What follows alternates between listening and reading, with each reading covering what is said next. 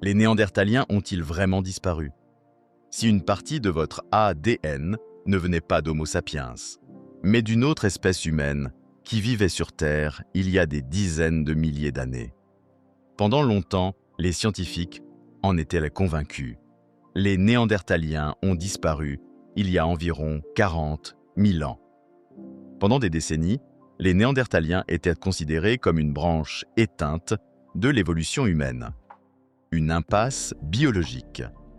Mais leur ADN racontait une toute autre histoire. Dans les années 1980, analyser de l'ADN ancien semblait presque impossible. Les molécules étaient trop dégradées et la moindre contamination pouvait fausser les résultats. Mais le généticien suédois Svante Pääbo s'est lancé dans un défi que beaucoup jugeaient irréalisable. En 2010, il réussit une première mondiale, le séquençage complet du génome néandertalien. En 2022, il reçoit le prix Nobel de médecine pour ses travaux. Les résultats bouleversent profondément notre vision de l'histoire humaine. La comparaison avec l'ADN moderne révèle un fait inattendu. La majorité des humains vivant aujourd'hui hors d'Afrique possèdent environ 1 à 2% d'ADN néandertalien. La conclusion est claire. Les Homo sapiens et les Néandertaliens ne se sont pas seulement rencontrés.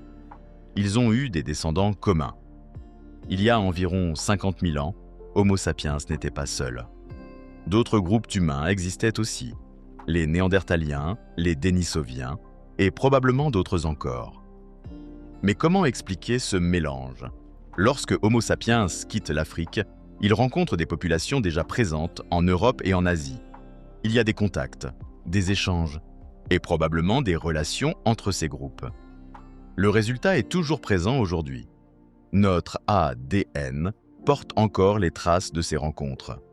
Mais une question essentielle demeure. Que sont réellement devenus les Néandertaliens? Ont-ils été remplacés? Ont-ils disparu à cause des changements climatiques? Ou leur population était-elle simplement trop petite pour survivre? Certains chercheurs avancent une hypothèse encore plus troublante. Et s'ils n'avaient jamais totalement disparu? Et s'ils avaient été absorbés dans les populations d'Homo sapiens? Et c'est là que naît le plus grand mystère.